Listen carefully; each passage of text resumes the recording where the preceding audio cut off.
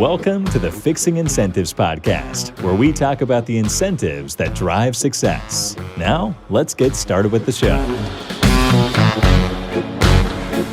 David Melamed here. I'm the host of Fixing Incentives podcast, where I talk with top business leaders about their journey and the behavior that powered their growth. I have Dr. Jeremy Weiss here of Rise 25, who has done thousands of interviews with successful entrepreneurs and CEOs. And we have flipped the script, and he will be interviewing me. David, thanks for having me. When you told me this, you didn't tell me the whole story. You just told me a lead into the story, which was, Jeremy, do you think we should talk about the $300,000 SEO scam? And I go, of course. So I've been waiting to do this episode with you so I can hear about it, because I know nothing about what you're about to say. Before we get into this $300,000 SEO scam, I just want to mention this episode is brought to you by Tenfold Traffic. And I know for you, David, the only projects you're taking on currently is performance-based relationships. And I asked you, what does that mean? And you said, basically, that is all marketing would go through you. A lot of it could be on your own dime, potentially, and you negotiate a revenue share, because ultimately for you, you don't want someone to give you money if you don't generate them a return, which I think is great. What company wouldn't want that? But if you're making someone a lot of money, you want to share in that revenue. So you just don't want to take this monthly fee. Just pay me whatever, $1,000, $2,000, $5,000. If I'm making you, $2 million, I would like to share in that. And you're willing to share in the risk of time and money in that as well. So if someone out there is thinking and listening to this and go, this sounds great. This is exactly what I want. I know you're only looking to take on 1 or 2 companies per year to pour your heart into and soul into, to partner with. And an ideal partner for you is someone who has a converting funnel, they can handle scale, and then you can help work your magic on that. So if you are a company and you know your lifetime value of a client, you want to spend as much as possible to acquire a customer to dominate the market, you can email David at david@tenfoldtraffic.com or go to his website, davidmelamed.com. That's David, MELAMED.com. So David, it's a pretty compelling offer for the right company, but we won't get into that now. That's what you're about, I guess, making compelling offers. Let's start with the $300 SEO scam, and just start off. What was the initial part of that story? How did this come to be? So first, I would just say I call it a scam. It may just be a mistake, and scam was my way of deflecting blame for what turned out to be one of the most expensive lessons of my career. But it all started with I got hired by a company to take over their paid search, and I was young, didn't have a lot of experience, and their account was spending about $15,000 or $20,000 a month, and it was kind of a mess. And I just like learning a lot. I took in a lot of information. Within about 3 weeks, I had their spend scaled to over $150,000 a month profitably, and things were going really well. And how did you learn, David? Just for a second, so you're newer in the industry. How did you learn to dig in and scale it profitably like that? So that's a great question. I don't have a great answer to it. I read a ton and I tried a ton of things. Some things were obvious to me. In this case, there was a whole bunch of broad match keywords thrown into an ad group. And it just logically didn't make sense that the ad copy would match so many different types of searches. So that was just kind of, just thinking about the problem scope and kind of playing it out. So maybe some of that's intuition. Yeah. I was coming off of a job that I had for about a year at an SEO agency, and probably about half my time was spent learning.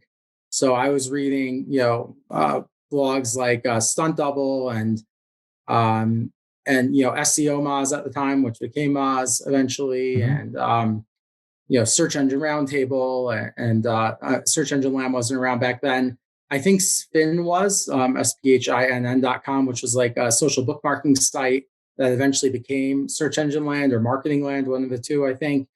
That might have just been starting around then. This is probably 2006, 2007.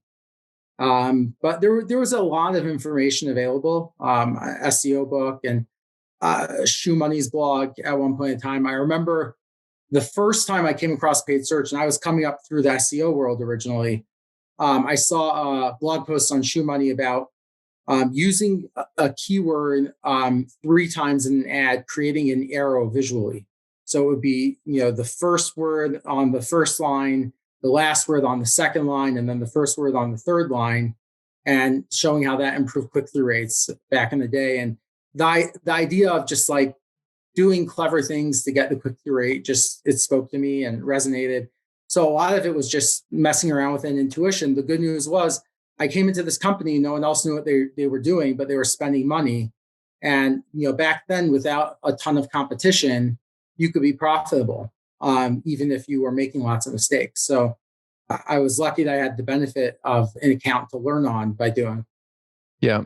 So, okay, we'll get back to the story, but one thing that stuck out is, you really looked at things at a granular level. You weren't just kind of making generalizations or even trying to do a lot with a little. You kind of went in individually and dug into it on a granular level.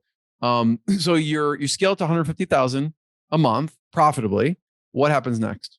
So that was in the first 3 weeks. By the next 6 weeks, we were already up to about $300,000 a month in ad spend. It was basically just like scale this as much as possible. And my bosses turned to me and basically said, we're spending a fortune of money. This is an industry that had $30, $35 clicks, cost per click in some cases. And they're like, there has to be a better way to get this traffic than paying Google all this money. Maybe we should start investing in SEO. What can we do to get more traffic and not pay for it? And logical question. Yeah, it certainly is logical. But if it's profitable, just spend as much as humanly possible, though, right? So they weren't scaling back their spend; they wanted more traffic. Got it. So like in their mind, maybe the intention was maybe we could scale back the spend, but it was. I mean, this is a company they wanted to do both. Yeah, this is a company that had ads in hundreds of newspapers. They had billboards in the sky. Everything was about testing. It was a direct response lead generation company. So anything that worked would work, but they recognize it's the same person searching that's clicking on the ad is clicking on the organic listings. They wanted that traffic. They were spending a lot of money. They said, David, go figure this out.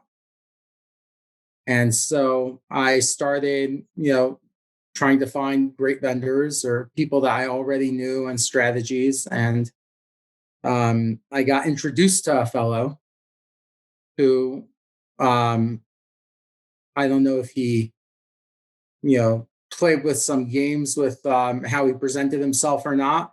I happen to like him a lot, but some of the things he told me is he had the first patent on chat for websites, and was involved in digital marketing for since probably 1998, 99. Again, it might all be true. It might not be. It might have just been some embellishments, but he seemed very credible. And he set up a meeting, and him and his partner flew out from where they lived to to the East Coast where our offices were to meet with us. And during that presentation, they had a very interesting and compelling offer, which is they said to my boss and to me and to Joe Bauman, who I was working with at the time. They said to me, you're spending $30 a click and you're advertising everywhere in the country, and you see the search volume. Almost all of it is people searching for vendors nearby.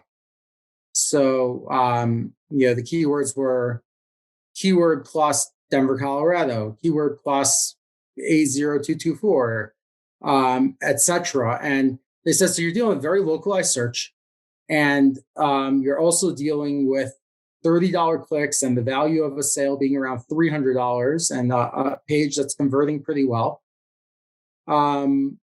Would you say it's worth it to pay $30 for a website that ranks in this industry, that brings in traffic? And of course, we all said, yeah, of course, it would be a no-brainer. So okay, what we propose to do is build you 10,000 websites. one for each of the 10,000 largest cities in the United States, and to rank in every city. And their sales pitch was essentially, listen, if you get only one visitor a year per website, it basically paid for what you would pay if you were paying on the PPC side. And if you got one sale a year per website, it basically gives you a 10x return across the board. So, it was a huge investment. Even though we were spending this much on paid search, we were doing it in pieces. We could always pull the plug on it. And we deliberated, and I was very nervous about it. I wasn't very confident about it, but at the end of the day, it made sense, especially because of how they framed it, which is there aren't many websites optimized for your keyword and this random town in Colorado. So we're just going to rank number one. We'll buy exact match domains. At the time, those were ranking decently. But the basic argument was, let's just spam Google with websites. Now, it's not spamming in the traditional sense because we provide a real service. We provide a real value. Someone searching for this that called us got what they were looking for. But obviously, Google's intention was, to prop up those local businesses, not the nationwide lead generation companies. But that was the underlying idea. And after being very nervous and deliberating, the decision fell on my shoulders. Boss turned to me and said, "David, what do you think?" And I said, "Your fate. If it doesn't work, you're fired." No. Something along those lines. I basically said, well, if we want to swing for the fences, this is it. Let's swing for the fences. And we gave them a deposit to start work.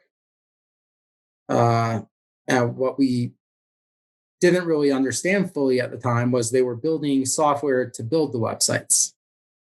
And that meant that they would all have very similar source code. And the content, even though it would be somewhat unique, wasn't going to be very unique. And the design was going to be way more design than content.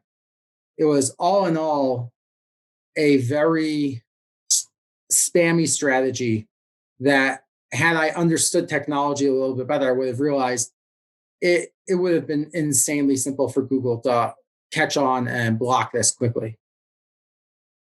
And that's fundamentally what happened in the end. Was for about a month, it seemed like it was working, or we were kind of like, well, we have to roll out a few sites at a time so Google doesn't catch us. We were told that they were spending, $70,000, $80,000 building the software for it alone, plus all the support and help. In the end, I don't think they spent more than like $10,000, $15,000 on that. I could be wrong, but they're like, we need to give it another month. One piece of the strategy was all the sites were going to be interlinked. So they'd be localized, but not interlinked. But it was going to be a big blogging network, basically, type thing, like these private blog networks. And at the time, these things would maybe work. It was pre-Panda. So there wasn't something that was going to attack it directly. But it wasn't, there was still, Google was still good at catching these things. Matt Cutts was there as the, looking for the spam. And the idea that this would work was just really it's a ticking dumb. Time bomb, essentially. Yeah. Like it may work for a time period, but ultimately it's not going to work forever. Yeah. I mean, there's two huge flaws in our thought process. The first flaw was, if it's worth $300 a lead in a certain market with a website, and we want to build 10,000 websites, why cut corners? Why try to spam with this, because first of all, why start with 10,000 websites? Totally. You're doing the software. Start with 100 websites. Start with the 5 biggest cities or something. Yeah. Well, or the least competitive mid-level cities, but right. Start with something small. And if it's the point of scale is once you're building the software, it doesn't matter if you do 100 or 1,000 or 10,000, then why charge us per site? That sales pitch of $30 per site was, clearly the cost wasn't based on each site. They weren't hosting it separately. But if it was worth it to rank in that market, the right thing to do should have been to hire a writer to actually research that market and figure out what content would be useful to people in that market around this topic. How could we created utility and value instead of just trying to rank a website? And that was a fundamental mistake. It was, it sounded good, and in the end, it cost us a lot of money, and it almost put the company under. Did it work at all? Was there any part of it that generated anything or no? A few random visitors here and there. I think maybe it generated like 3 leads before like the whole network got like dinged and like completely knocked out of the index. Jeez. It was like it didn't even take off. It sounded so promising and it made so much sense and it was exciting, and I was young and dumb, but yeah, this was not. I don't know if I was sold to, and that's why I would call it an SEO scam, or if this was just a big mistake in thinking about SEO. I think it is a big mistake when you think about SEO. Is a few years later, I came to the conclusion that the best SEO strategies are the ones that don't think about SEO. If you forget it, like Google's trying to accomplish something specific, and that's really to provide users with the right information at the right time from credible sources, or that utility. Anything that's trying to manipulate or game or take advantage of that's not focused on the user. It's a ticking time bomb. It's like eventually it's going to get dinged, and maybe you'll make a profit, maybe you won't, but it's not worth it. I see this today with like Google My Business local profiles, where people use all these virtual offices. These things haven't really worked in ages, or if they work, it's very short term, or they get a bunch of fake reviews and then they don't realize that they could get their account banned for life. And they just think of these shortcuts, and it's just like no one wants to do the hard work, but the hard work is the only thing that's sustainable. Yeah. So then once it got shut down, what happened to you and the company? So it got shut down. Well, first of all, I ended up being the one taking very angry calls to get paid because we were paying it in installments. And so like I was getting yelled at, where's my money? So I had to deal with those phone calls. I don't know why they weren't from the other company. Yeah. Yeah. And I did not enjoy it at all. This also was coming to a head around the time of the Olympics in China, where they shut down their ports for about a week and a half. And that caused a huge scrap metal, I guess, like shortage. No, it dropped the prices. Oh, got it. Because the demand went down because it wasn't going to the factories, and the supply got built up, and the value of a lead cut in half, and we were scrambling to survive. People got laid off. So I don't know if it was because of this campaign or if it was just bad timing. Maybe both. Yeah, maybe both. But it definitely created a lot of chaos, and was a very tough lesson to learn. So then did you end up having to pay out all that money, or did it get shut down before you end up paying them the whole sum? I think they ended up paying the whole sum. It might have been over time. I'm not positive. I do know that vendor and the owner of that company are still friends. So they get along. Really? They consult with each other. I don't understand it. I don't talk to either of them nowadays. But they're still buddies. I think it's just because like the idea behind it was it sounded like a good idea. They were aligned with it, but it really was just like a greedy, selfish tactic, to be perfectly frank. Yeah. What happened to your job? Did you stay at the company? I went through a roller coaster. At our peak, we were at about 70 employees. When I started, we were only 2 or 3. Eventually, people got laid off, and then I took a salary cut, eventually got laid off. That was a different tough lesson where I hired a vendor to run the paid search that I was running myself.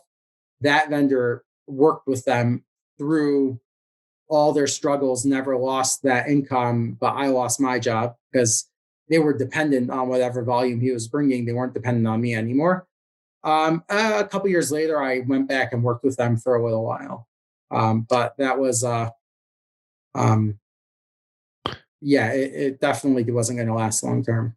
So David, a couple of lessons stick out to me. Okay. And I want you to add any others that I maybe missed, but one that sticks out is put the user first, always put the user first. And Google's putting the user first. Another one is you kind of saw this in the, I guess in this time period, the more of a black hat and then kind of converting you more to a white hat, in SEO terms, meaning like just totally not even in the gray area of this is actually just, again, like you're saying, not thinking in SEO terms, thinking in what's going to help the user terms, overlaid with whatever SEO strategy.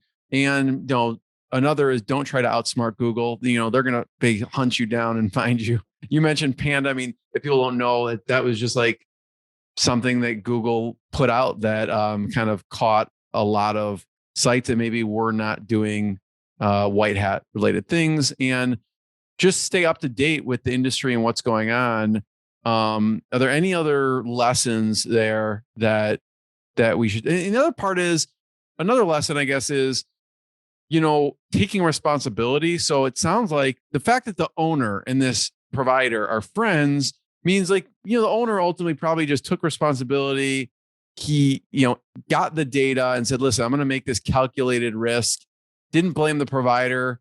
It sounded, at the time, like it was going to do well for them. And it obviously got slapped by Google. And sounded like the writing was on the wall, but ultimately he kind of took responsibility for anything that happened and didn't blame this particular person for it not working, I guess. But what other lessons did you come away with now looking back? So that is a great point about the owner taking responsibility. At the end of the day, that is what happened here. Someone presented a strategy that was a good strategy or seemed like a good strategy. They used value pricing and did a good job of selling a price. The price would have been worth it if it worked. And the fact that it didn't work doesn't mean it was necessarily a scam. Although I still think that he definitely embellished things to get the sale. The actual real lesson here is a lesson that I still see companies struggle with today, which is the mindset of, if it only brings me one customer, it would be worth it, or it will pay for itself. The best and most successful marketing is not the marketing that gives you that 10x return that covers all your losses. You're not a venture capital firm that could take these huge losses for that one big, investment that goes public.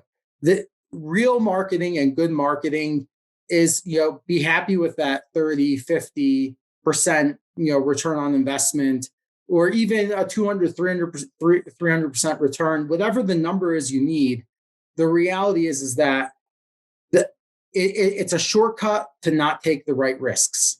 Of just like if we just said, let's spend $250 to build one website, get it to rank, and if it makes us 300, then let's reinvest. We would have had a good, viable long-term strategy. But the fact that we were looking for the swing for the fences, make us millions idea was pie in the sky, and it's a telltale sign. It's a huge sign to yourself. If you're thinking of doing something and you say to yourself, well, if it just works, if it only gets me that one customer, it pays for itself, it's worth it. That's a sign that you're taking a shortcut and actually thinking through what you're trying to do here with marketing. The last thing, so final question, David, I want to point people towards your website, and they can check out tenfoldtraffic.com, email you there if they have questions. Last question is about SEO. Like we talked about, obviously some less than optimal ways to do it. I'm wondering some of the resources you recommend that you look at currently, and maybe one SEO tactic or something, advice that you have for people actually looking to do it the right way. Yeah. So, my favorite SEO tool is this really cool website called google.com. Never heard of it. There's really no better strategy than actually running a search for the keyword that you think you need a rank for, looking at what's on the page, reading the ads, reading the snippets, looking at what features Google's showing, opening up the pages, really getting a feel for the landscape.